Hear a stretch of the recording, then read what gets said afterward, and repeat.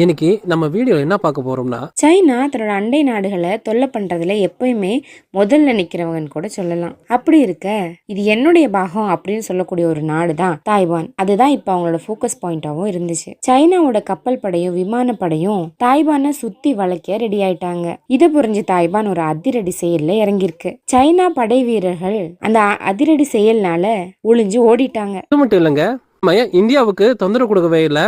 China என்னெல்லாம் செய்யலாம் சொல்லி யோசிச்சுட்டே இருப்பாங்க போல. அப்படிப்பட்ட ஒரு செயலை இப்ப சைனா இறங்கியிருக்காங்க. இந்தியாவுக்கு தொந்தரவு கொடுக்கவே இல்லை, ஸ்ரீலங்காவுக்கு வந்தாங்க. அப்புறம் ஸ்ரீலங்கா இப்ப மாலத்தீவ்ஸ்க்கு போயிருக்காங்க. மாலத்தீவ்ஸ்ல அவங்க செயல் எடுத்திருக்காங்க. என்னன்னா, இந்த மாலத்தீவ்ஸ்ல இருந்து இந்திய படைகள் வெளியேறணும்னு சொல்லி மாலத்தீவ்ஸுடைய சொன்ன பிறகு இப்ப சைனாவுடைய ராணுவ படையோட சப்போர்ட் வேணும்னு சொல்லி சைனா கேட்டிருக்காங்க. இப்ப சைனாவுடைய ஆர்மி மாலத்தீவ்ஸ்குள்ள ஏற்போவதாக ஒரு செய்தி வந்திருக்கு. ஆனாலும் இந்தியா அதற்கு அதிரடியான செயல்களை நிறைய காரியம் செஞ்சிருக்கு. அதை பத்தியான இந்த வீடியோவில் பார்க்கலாம் ஃப்ரெண்ட்ஸ், வாங்க.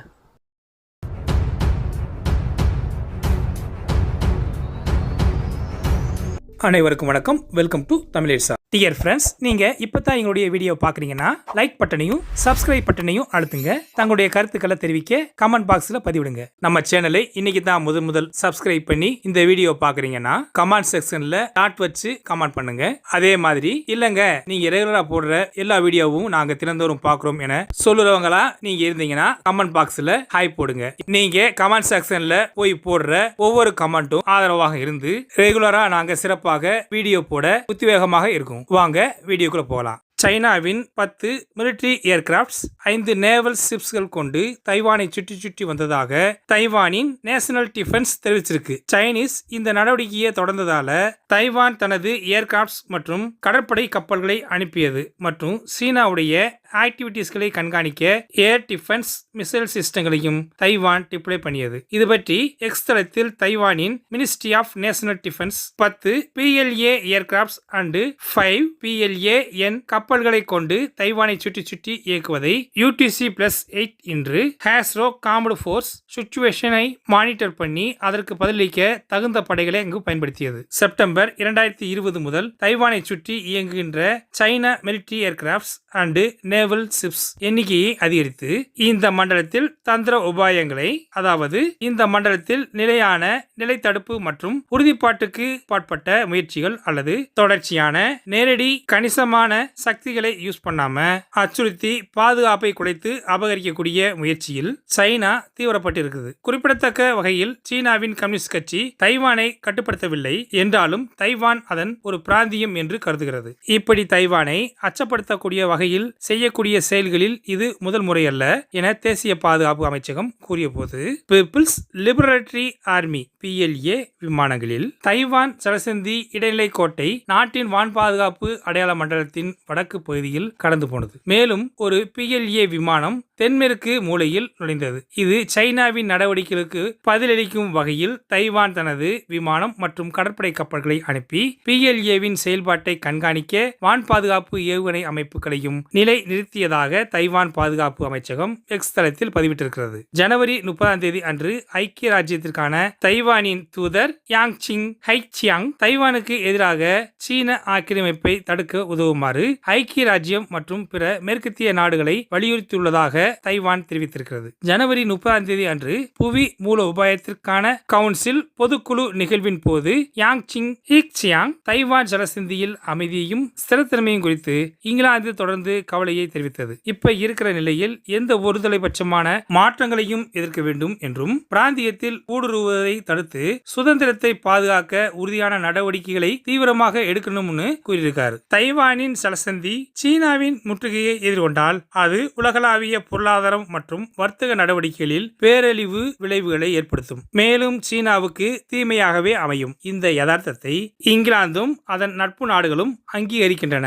அதனால் தைவான் ஜலசந்தியில் அமைதி மற்றும் ஸ்திரத்தன்மை பேண வேண்டிய பொறுப்பு சீனாவுக்கு இருக்கு என கூறியிருக்கிறார். மேலும் தைவான்ல நடந்த தேர்தலில் முன் எப்போதும் இல்லாத அளவுக்கு சீனாவுடைய தலையீடு இருந்ததாக கூறினார். இப்படி சைனா தைவான் ஜலசந்தியை அமைதியை குலைச்சு உறுதித்தன்மையை கெடுக்க தனது ராணுவ விமானங்களையும் கடற்கப்பல்களையும் கொண்டு சென்று அமைதியை குலைக்கும் போது இந்திய பெருங்கடல் பகுதியில் தனது ஆதிக்கத்தை நிலைநாட்ட துடிக்கும் சைனா மாலத்தீவில் தனக்கு ஆதரவான ஜனாதிபதியை தேர்வு செய்ய காய்களை நகர்த்தியதால் ஆட்சி மாற்றம் ஏற்பட்டது. அதனால் இந்தியா உடனான வருத்தங்களுக்கு மத்தியில் மாலத்தீவு சீனாவிடம் இலவச ராணுவ உதவியை கேட்டிருக்கின்ற இந்த சந்தர்ப்பத்தை மிக தெளிவாக பயன்படுத்தது. சர்வதேச ராணுவ ஒத்துழைப்புக்கான China deputy director of major general Zhang Baoqun மாலத்தீவின் டிஃபென்ஸ் மினிஸ்டர் முகமது ஹசான் மௌமூனை சந்தித்து இரு நாடுகளுக்கும் இடையிலான பாதுகாப்பு ஒத்துழைப்பை வலுப்படுத்துவதற்காக பேசி ரிபப்ளிக் ஆஃப் மாலத்தீவ்ஸ்க்கு சைனா இலவசமாக ராணுவ உதவியை வழங்குவதற்கான ஒப்பந்தத்தில் சைனிட்டது. மாலத்தீவுகளின் பிரசிடென்ட் முகமது முய்சு தனது நாட்டிலிருந்து இந்திய ராணுவ வீரர்களை முதல் குழு வெளியேறுவதற்கான தேதி மார்ச் 10 என்று குறித்த சில வாரங்களுக்கு பிறகு சைனா நேற்று மாலத்தீவுடன் பாதுகாப்பு ஒத்துழைப்பு ஒப்பந்தத்தில் சைனிட்டது. இதன் மூலம் இருதரப்பு உறவுகள் மேம்படுத்த இலவச ராணுவ உதவியை சைனா வழங்கி இருக்குது. சர்வதேச ராணுவ ஒத்துழைப்புக்கான சீன அலுவலகத்தின் துணை இயக்குனர் மேஜர் ஜெனரல் ஜாங் பாகு மாலத்தீவு பாதுகாப்பு அமைச்சர் முகமது ஹசான் மௌமூனை சந்தித்து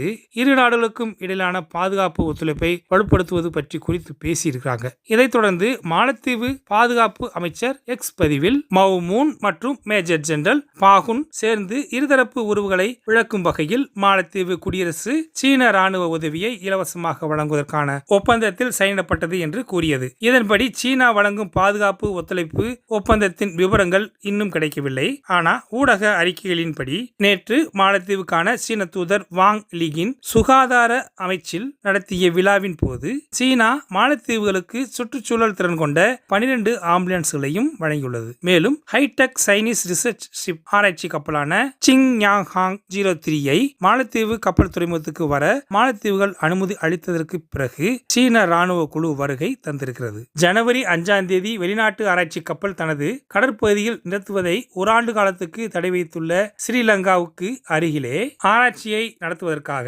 இந்திய பெருங்கடலின் பகுதியில் மிலிட்டரி யூஸுக்காக குறிப்பாக சொல்லப்போனா நீர்மூழ்கி கப்பல்கள் நடவடிக்கைகளுக்கு தேவையான டேட்டாக்களை சேகரிக்க சீன கப்பல் மாலத்தீவு துறைமுகத்திற்கு சென்று சேகரிக்க இருக்கிறது. ஆனா சீனாவின் ஆராய்ச்சி கப்பல் கடல் பற்றிய அறிவுகளை மனிதர்கள் அறிந்து கொள்வதற்காக சீன ஆராய்ச்சி கப்பல் அனுமதிக்கப்பட்டுள்ளதாக மாலத்தீவு கூறுகிறது. மாலத்தீவில் அட்வான்ஸ்டு லைட் வெயிட் ஹெலிகாப்டரை இயக்கும் ராணுவ வீரர்களுக்கு பதிலாக தொழில்நுட்ப வல்லுநர்கள் அடங்கிய முதல் சிவிலியன் குழு மாலத்தீவுக்கு வந்தது என்று இந்தியா உறுதிப்படுத்திய சில நாட்களுக்கு பிறகு சீன ராணுவ குழு மாலத்தீவுக்கு வந்திருக்கிறது. மாலத்தீவுகள் இந்தியாவுக்கு அருகில் மேற்கே வெறும் 300 கடல் மைல் தூரத்திலும் லட்சத்தீவில் உள்ள மினிகாய் தீவிலிருந்து 70 மைல் தொலைவிலும் இந்திய பெருங்கடல் பகுதியை கடக்கக்கூடிய வணிக கடல் பாதையில் அமைந்துள்ளது என்பது குறிப்பிடத்தக்கது. இந்திய அரசாங்கத்தின் கவனத்துக்கு ஏற்ப கடற்படை தளம் நிறுவுவது ஐஎன்எஸ் ஜடாயு கவராத்தியில் உள்ள ஐஎன்எஸ் தீப் ரக்ஷாவுக்கு பிறகு லட்சத்தீவில் உள்ள 2ஆம் கடற்படை தளமாகும். இதை இந்தியா இயக்குவதன் மூலமாக இந்திய கடற்படை லட்சத்தீவுகள் தனது காலடியை வலுப்படுத்தும் மற்றும் செயல்பாட்டு கண்காணிப்பு அணுகல் மற்றும் வாழ்வாதாரத்தை விரிவுபடுத்துவதுடன் திறன் மேம்பாடு மற்றும் தீவு பகுதியின் விரிவான வளர்ச்சியுடன் புதிய சதாப்தத்தை உருவாக்குகிறது என்று ஒரு அதிகாரி கூறியிருக்கிறார்.